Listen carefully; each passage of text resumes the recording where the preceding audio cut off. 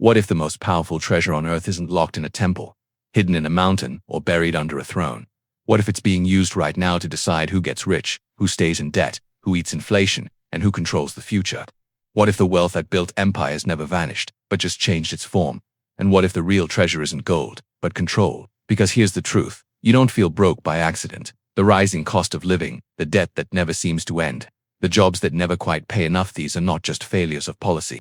They are symptoms of something ancient, something disguised as modern finance.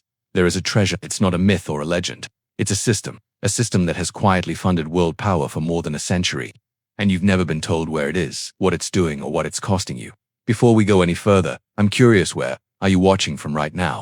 Drop your country in the comments below. And if you want the unfiltered version of history, the kind they don't teach you in school, subscribe now, because what you're about to learn is never taught.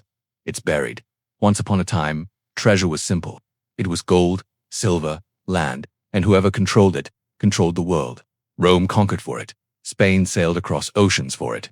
Britain banked it. Let's look at the Spanish Empire. They were literally drowning in silver. Fleets crossed the Atlantic, overflowing with precious metal. Yet Spain fell anyway. Not because they ran out of silver, but because they borrowed against it. They spent tomorrow's silver today. They built wars on debt and funded luxury with loans. And suddenly, all that physical treasure couldn't save them. Sound familiar? Now, fast forward to the British Empire. They didn't just rule with cannons. They ruled with credit. The City of London was a master at turning gold into paper, then turning that paper into power, and that power into a global empire. If you owed London money, London owned you. Sound familiar? Then came America. And in 1913, something happened that changed everything. Money stopped belonging to the people and started belonging to institutions. It wasn't a violent revolution. There was no invasion. It was just paperwork, a few signatures on a document. From that moment on, treasure wasn't discovered in the ground. It was issued from a printer. Currency replaced metal.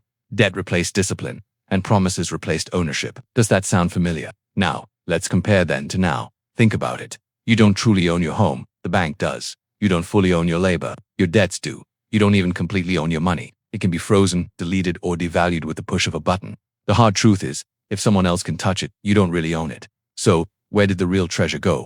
It didn't go into palaces or museums. It went into vaults without flags, funds without faces, and accounts without nations. We weren't taught the real truth about money. Money is not wealth. Credit is not security. Paper is not power. True treasure is, and that treasure didn't vanish. It just went underground. At first, power meant owning gold. Then, it meant controlling the gold. But now, it means controlling the claims on gold. Having physical wealth can make you rich, but having financialized wealth can make you untouchable. The moment the elites figured this out, everything changed. They stopped fighting over land and started fighting over ledgers, because once you control the financial system, you don't need armies. You have mortgages. You don't need colonies. You have national debt.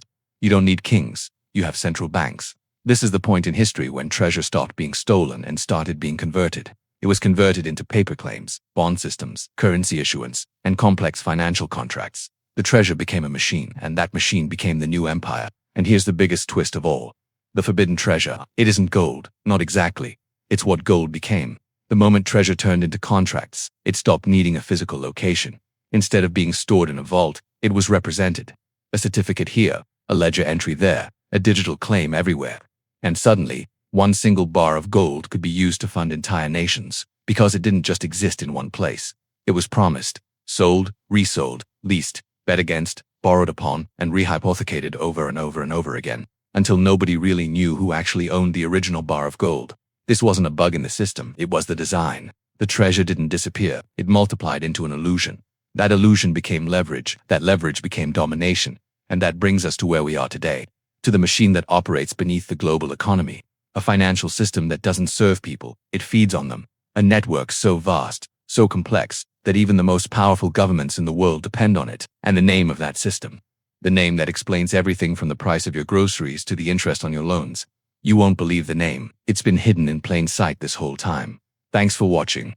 If you found this eye-opening, hit that like button and make sure you're subscribed with notifications on, because in our next video, we were going to reveal the name of this system and show you exactly how it operates in your daily life.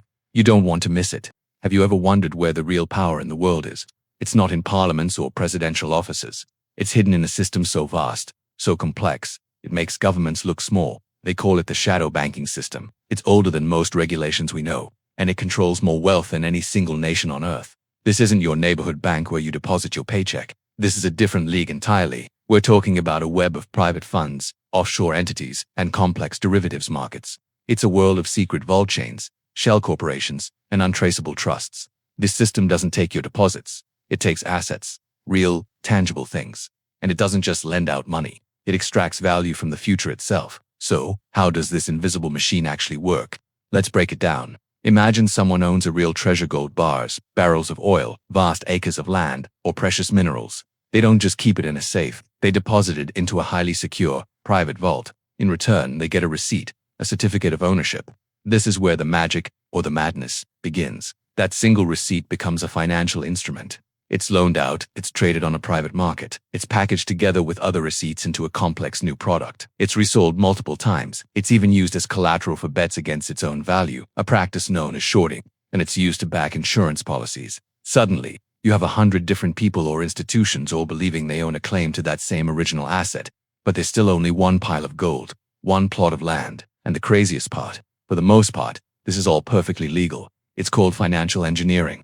It's a modern form of alchemy, turning one real asset into 100 paper claims. The physical treasure never moves. It sits quietly in a vault. What moves are the claims, flying around the globe at the speed of light. And every time a new claim is created, it generates something else: leverage. And with leverage comes risk, fear, and dependence. The entire system thrives on this volatility. Do you have any idea just how big this machine has become? Let's talk numbers. The total global exposure in the derivatives market is estimated to be over $600 trillion. Let that sink in. 600 trillion. For perspective, the entire world's economic output in a year is around 100 trillion. So these aren't just assets, they are bets. Massive, interconnected bets on the future price of oil, on whether a country will default on its debt, bets on the next market collapse. Remember the 2008 financial crisis. In the aftermath, central banks around the world printed over $15 trillion to bail out the financial system. It was done quietly, without a big public debate. There were no widespread arrests, no real accountability for those who caused the meltdown. The system saved itself. And where does a lot of this wealth go? Offshore. Estimates suggest that over $50 trillion are hidden in offshore accounts. That's more than the economies of the United States and China combined. It's an invisible empire, stored beyond the reach of borders, beyond taxes, and often beyond justice. This isn't just money. It's pure, liquid power, unvoted on, and virtually untouchable. Now, here's the most crucial part to understand. Why do financial collapses seem to make the architects of this system even richer? It's simple, and it's brutal. When you lose, they buy. When the stock market crashes, they are there with cash to acquire valuable companies for pennies on the dollar. When the real estate market falls, they swoop in and purchase properties at rock-bottom prices. When a nation's currency weakens, they consolidate their power, buying up national assets. Every crisis, big or small, becomes a mechanism for transferring wealth upward. This isn't an accident. It's a feature of the system's design. It's because they control the key levers: liquidity, the flow of money. They influence policy and get the bailouts. They have a hand in setting interest rates. They essentially control the circulatory system of the global economy. This is what you might call parasitic finance, a system that gets stronger by feeding on collapse. And where do you and I fit into all this? We become the collateral. Our labor, our productivity, our taxes, and especially our debt, it all gets pledged to keep this illusion inflated. Your mortgage, your car loan, your student debt, it's all packaged, sold, and traded within this very system. This global financial structure is faster, more interconnected, and more unstable than any empire ever built in human history. The Roman Empire took centuries to decline and fall. This one, a crisis in this system, could unfold over a weekend. What would that even look like?